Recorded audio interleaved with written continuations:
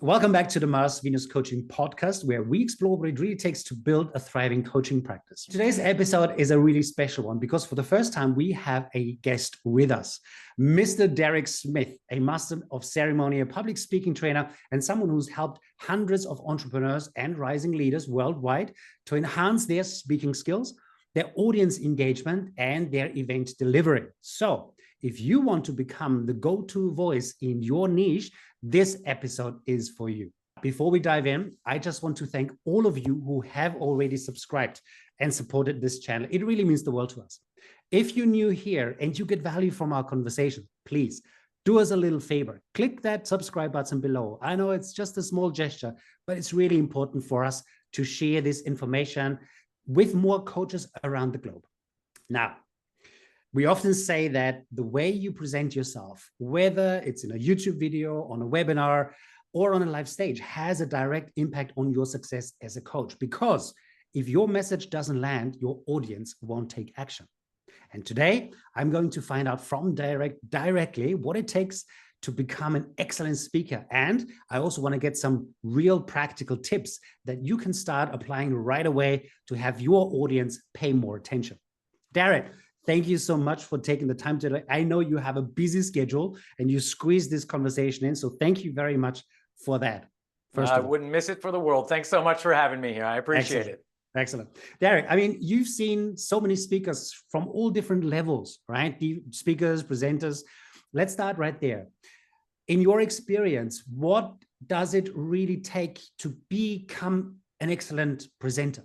Yeah, and you're absolutely right. I've seen my fair share of speakers over 15 plus years hosting conferences, festivals, summits worldwide. So I've had an opportunity to kind of observe what is sometimes a really great speaker versus one that, could use a little bit of help. So I've seen both sides of it. And one of the key things that I often find is the great speakers totally and fully understand who their audience is. And of course, we know that from marketing speak when it comes to setting up your advertisements, all these other things, but more so when you're in front of a group of people, who are you looking to target? And knowing that before stepping up on stage is the difference between those speakers that need a little bit of help versus the ones that are quite literally engaging exactly who they're looking to engage. So again, you see it written behind me right now. It's love your audience. It's something I stand by all the time. And of course,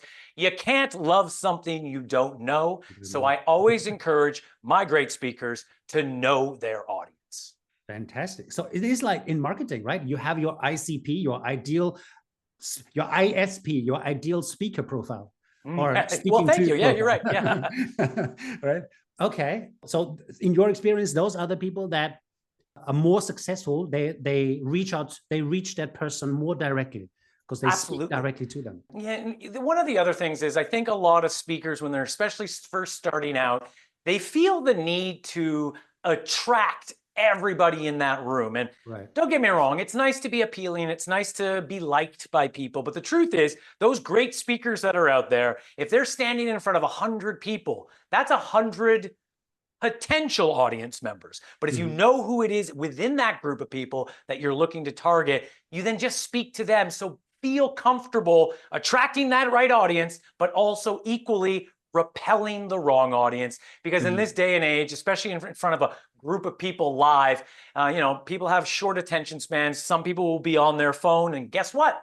They're not your audience, so it's okay. So feel good about just making sure you realize you don't need to appeal to 100% of those people in the audience, just the ones that are listening and feeling for your call to action.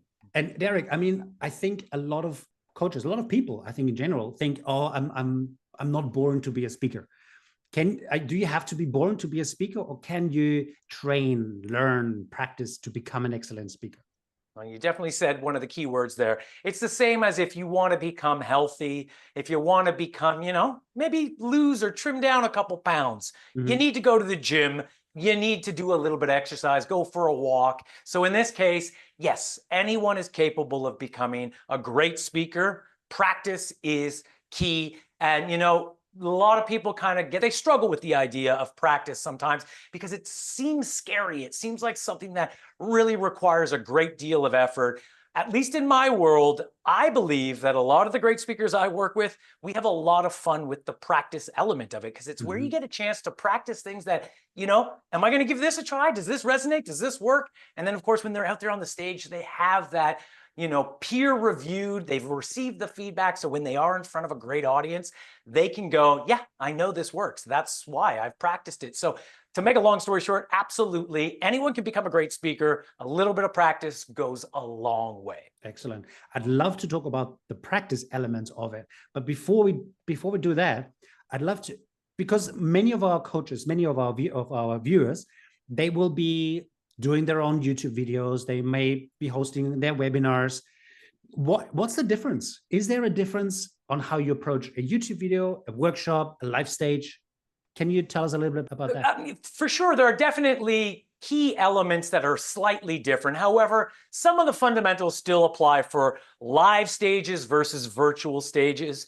When you're out on a live stage in front of a group of, 1,000 people, one of the trickiest things you can do when you're standing on that stage is look across your audience and make eye contact with some of those people, because did they just see me? Like, yeah, that's kind of the point. That's how you connect with people. So on the flip side, when you're doing a webinar, when you're in a virtual room like the one we're in right now, you need to look inside the person's lens. And of course, that's right there. You look directly at the lens, because some people, they get tripped up because they're looking at themselves. Oh, look how I look. You can see their eye gaze is moving. The idea of locking in that eye contact is universal for live events and virtual events. But when it comes to virtual events, there are other elements that people don't necessarily consider. And it really comes down to owning this box. Like some people, what they're doing is they're doing what they see their colleague doing. They see what the other people are doing, and then they're mimicking that. I encourage everyone to do it differently than everybody else. Like, for example, and I'm not saying you need to do this, Helmut, or everybody needs to do this, but for me, I'm standing right now because it makes me a little bit more versatile, gets me to use the entire box as best as I can. So owning the little square that you're in starts with being clear and being confident to express time management. If you are running a session or you are doing a coaching call, one, it's having an agenda. Make sure that you can express your agenda. Hey, by the way, Helmut, over the next 30 minutes, I'm going to explain to you precisely ... And so that way you've set expectations for whether it's a full audience or whether it's one-on-one coaching call with somebody, making sure that they know that somebody is keeping tabs on how long this is going to run. Setting your audience's expectations, very, very important. Then another one that, this goes for live, but definitely with virtual, because you don't see a lot of people doing it. One of the most beautiful things that we have in, let's say, a Zoom room or a Google Meet room is that we all have our names written down at the bottom of the screen. And so being able to identify someone in the room and engage them by going, hey, Helmut, how's the weather in your city today? I know your name. I'm asking you a question. I'm getting the conversation started by just letting you know, like, we're all in this room together. It's not a broadcast. It's a dialogue between you and your audience. So don't be shy to pull out some of those names and then ask them direct questions. That is a luxury in a virtual room that we don't often have in a live room. So those are a couple things that differentiate you from a live and virtual. But I will say some of these things are universal. It's just slight tweaks on how to improve them in the virtual environment. I guess one of the things on live stage, one of the advantages is that you get the energy from the audience, which is probably going to be harder in a virtual setting. Are there tricks? And I guess now we're getting into the tricks and the practices. Is there anything you can do to create audience engagement in a webinar, in a virtual stage? Well, yes, and whether it be on a virtual stage or in a webinar, I mean, definitely calling out and requesting, hey guys, give me a thumbs up if you're still with me. Drop that emoji inside the chat right now. Or you'll hear sometimes people will say, you know what, if you're in agreement with what I'm saying, drop a #1 in the chat right now. I'd love to see it. And then you can start seeing those numbers sort of popping up in the chat. Those are little virtual tricks. But when it comes to like feeling that audience in a live environment, sometimes that can really hinder people because they get worried. They start feeling that energy from people. And I just want to remind everyone, that's actually one of the beauties of practicing in virtual environments is you don't get tripped up by that push of all that energy in the room.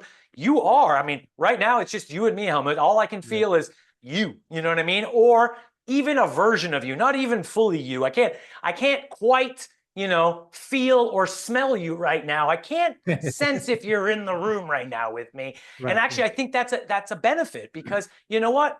I am fundamentally just a man in a room talking to myself right now, and so that I'm not being tripped up by feeling all those people. So I guess all I'm trying to say is it's actually, in my opinion, a great space for you to practice in virtual environments because you don't actually have that extra element of feeling and smelling and the whole thing that's happening in a live room. So virtual is definitely a benefit because you're right. It's hard for you to feel that audience. But again, look around the room. You can see them. You can see their names. So just leverage that. And I'll go back to it. Ask your audience questions. That's how you're going to engage them best, making sure that they're engaging with reactions, numbers in the chat, that kind of idea. That's how you engage people. And it also feels really good when you kind of see them engaging as you speak. That's the feeling that you can get from them. And I guess that makes, and that kind of keeps the conversation going and keeps the dialogue. Exactly. Right? Instead of giving off this feeling as though you are broadcasting and just giving a one-way communication, it's imperative to your success to be able to make sure that they are staying awake because at any given moment, especially virtually, they'll pick up their phone and they'll start playing Angry Birds, or they will just click on the exit room button because they're really not being held accountable. No one's seen them step up and walk out of the room. So you really do need to keep them engaged throughout the duration of your time with them. Excellent. That's a beautiful tip because I think I would say most of our viewers, most of the people are on virtual these days, especially on virtual stages, right?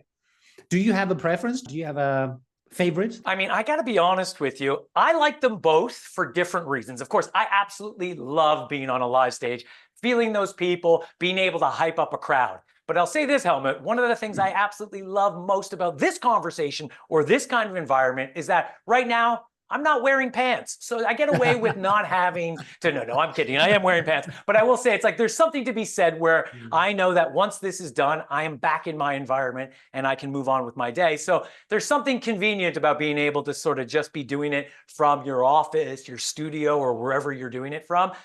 So I do like them for different reasons, but there's nothing more exciting than standing on a live stage and feeling that audience just radiating energy towards you. Very nice. And well, you're about to step on a live stage, right? With the Nomad Fest. Yes, that's right. Yeah. Fest, right? That's correct. Yeah. So this will be our fifth year. It's going to be a really big event. But again, I find myself on live stages at least once a month in front of hundreds, if not thousands of people. That is enough. That's enough energy for me to knock me out for a couple days afterwards where I just relax and rest.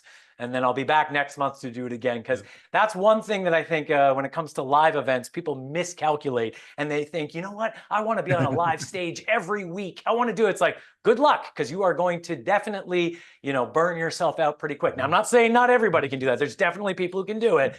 For me, I definitely think you should, protect your energy a little bit and not do it too much. But yes, I will be on stage in the coming weeks, and I'm really excited about it. Do you think you need to have live stages in your kind of repertoire or in your trainings plan to become the go-to voice, or can you also just hide in your own room in your virtual stage and create the same effect? Well, how's this?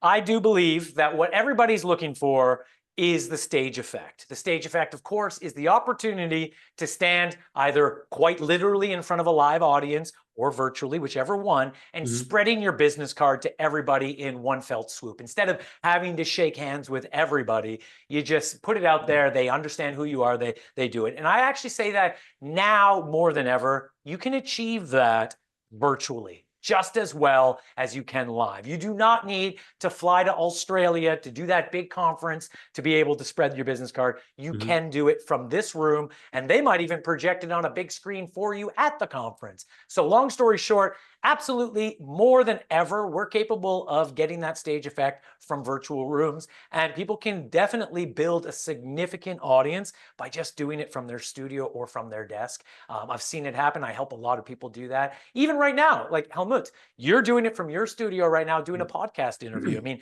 you can touch a lot of people from where you are right now, and you don't need to, put on your pants. Well, thank you, Derek. I think there was some really interesting bits there. But let's talk about the practice now. Let's talk about what can you do to, increase your confidence in front of a stage, in front of a camera or on a stage.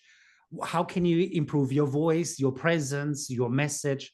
Maybe we can talk about some practical tools that you can give away. Well, very good. Yeah, I'd be glad to.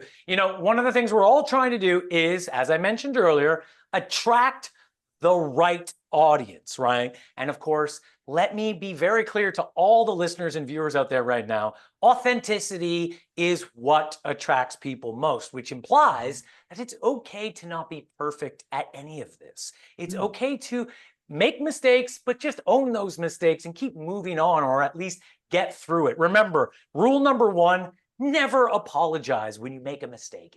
It sounds unconfident. It's the complete opposite of what you're looking to achieve, So, as I mentioned earlier, loving your audience is number one. So of course you want to ask the question, what or who actually benefits the most from what I provide? That's who your audience is. Identifying who they are and then speaking their language and directly to them. So just don't forget that, knowing who they are is going to be a really practical thing that, even from a psychological perspective, is paramount. And actually, understanding who you are as a speaker is also really important. So knowing what your persona is. Let me say this again. Your persona is something that you can have several personas in your life. Maybe you're a wife, a husband, a father, a mother. That doesn't necessarily mean that's who you are when you step into your coaching call, your webinar, your live stage performance. No, you are capable of crafting a particular boundary. That's not a word, I don't think, but a boundary around who you are, right? So what you want to do is, of course, the very simple, basic things you want to understand for your persona. And they are going to sound basic, but here we go. What is your name? You know that one.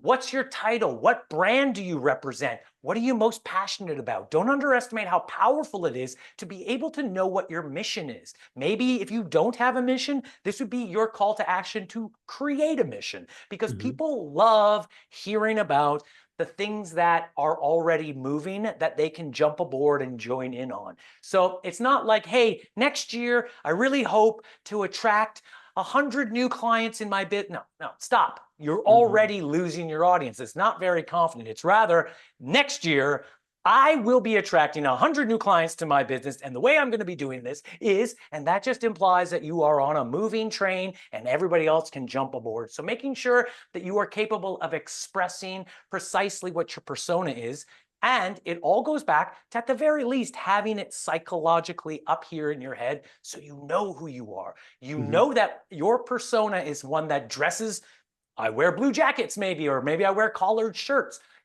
So it's really knowing who you are when you step up on these stages. That's number one. That's your persona. Very, very powerful. And then once you know your audience, you can then find common ground. It's easily one of the most powerful things you can do, is being able to express something that they can also hook onto and go, hey, that's just like me. So I'll use a basic one, but sometimes even when it comes to making connections online, find out people that are part of your alma mater or you're an alumni of, and then going, hey, Helmut, great to connect. I'm just curious, how did you like going to the same university I went to? Suddenly you and I are connected on some level. We found some common ground. You're more likely going to reply to me than if I just asked you about whether or not you want my product or service. People kind of ignore that stuff. So always finding common ground verbally or textually when you're connecting with people, super powerful. So think about what common ground you have with your audience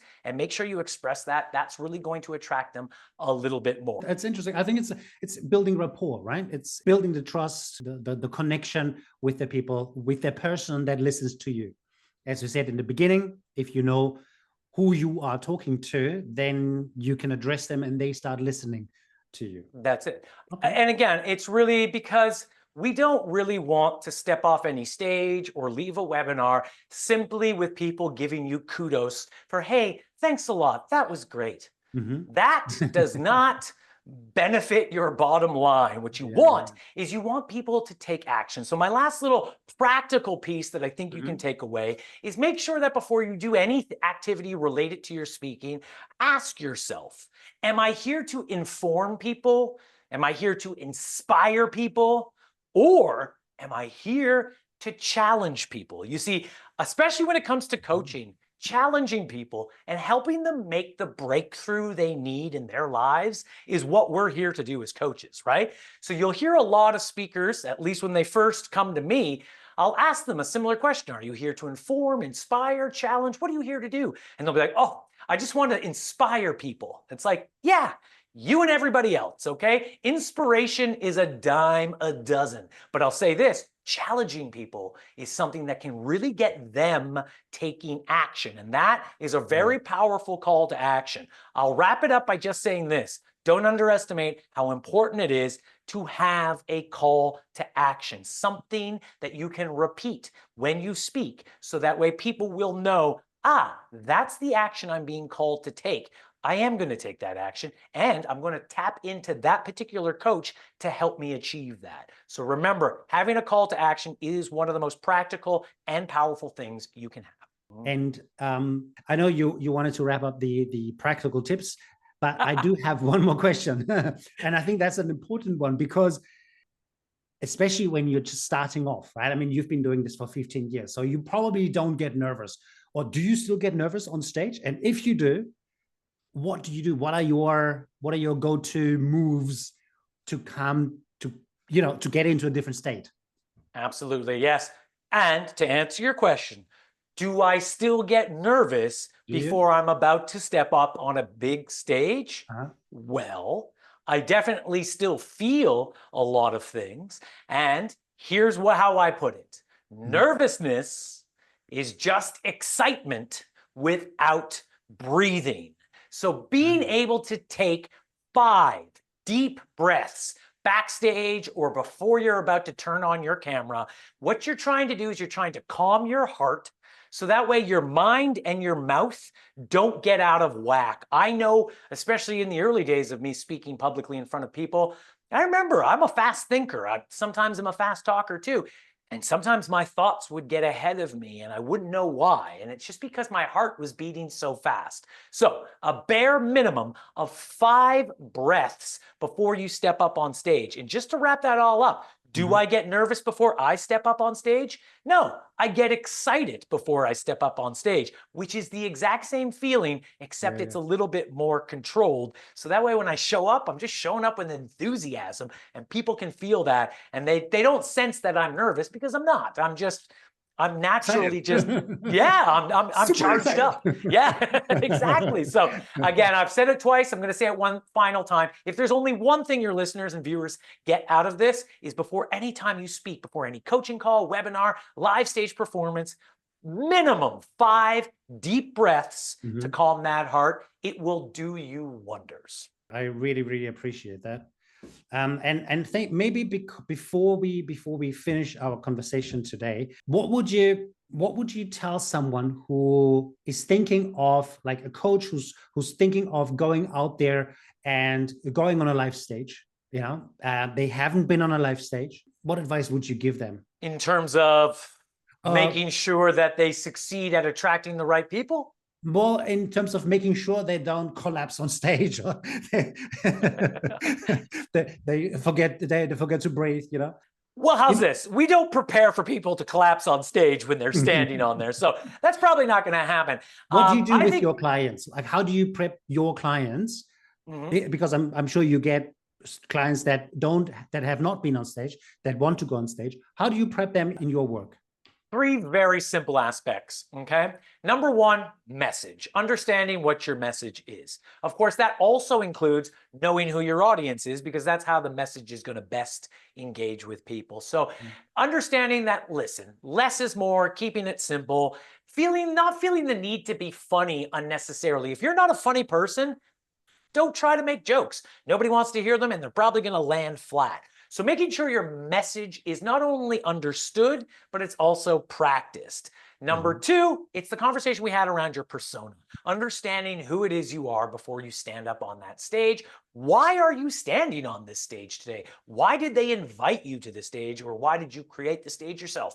What is your intention? And knowing that will really help you ground yourself as you're standing on that stage. And the third and final, but it also goes back to that practice piece, it is understanding how to engage people. How do you get people in that audience, either virtually or live, nodding and agreeing with your message, so that way you can go, that's one of my audience members right there. They're in agreement with what I'm saying. So understanding how to engage people. So I think the best thing people need to do is to sit down before they step up on that stage, make sure that their message is sound and not too complicated, understanding who they are as a person, as a professional, outside of their day-to-day. You do not need to be the same version of yourself that you were at the barbecue on Saturday with that family outing you had. No, who are you as a professional? What is your persona?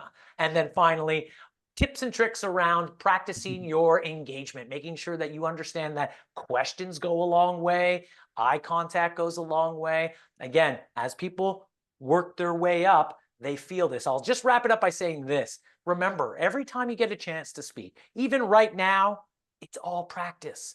It is all forms of practice. So it is an evolution. So it starts with the idea of, I'd like to speak a little bit more. Great. And guess what? The way you're speaking today versus how you'll be speaking in a year will be dramatically better the moment you decide this is something I'd like to pursue. Fantastic. Derek, thank you so much for the pep talk. I think that was super valuable for our listeners. I love the idea of the persona. That's kind of a new thing to me. I mean, from the marketing perspective, I know your client, speak to your client, but then kind of, invent Knowing your persona. yourself. Who are you? Who are you who's standing there? And even the idea of kind of not having to be the same person that is, on the barbecue, or that was on the barbecue last week, to be somebody else, to slip into persona, into a person. And again, some of it is just psychologically for yourself to know who you are expected to be. Or imagine you're a life coach, act like a life coach. Let's not branch out past that boundary, because your audience may not resonate if you go a little bit too off of that path. They want you for a reason, or they're engaging with you for a reason. Let's not give them too many cooking tips and gardening tips and other things that might not align with the service that you're offering. So know your persona and stick with it. Thank you so much, Derek, for spending your time with us today. So for you at home, whether you've been, whether you're about to run a webinar or filming a YouTube video, or you're standing in front of a live audience, remember, breathe, know your audience, know who you're speaking to, know who you are, and again, breathe 5 breaths before you step up, so you calm down and you connect your heart, your mouth, and your head, I suppose, right? That's right. Yeah, all of it. And if you want to take this any further, I mean, Derek, we're going to have your details in the description below. If you want to reach out to Derek to dive deeper into presenting, then please do so. Feel free to reach out to him. As I said, the details are in the description below. Thank you so much for watching again. Quick reminder, if you haven't subscribed and you found this conversation useful, please do us the favor, subscribe. It's just down there below. Leave your comments as well. More than happy to answer those or pass them on to Derek if they belong to Derek. And thanks again for watching, and I look forward to catching you next week.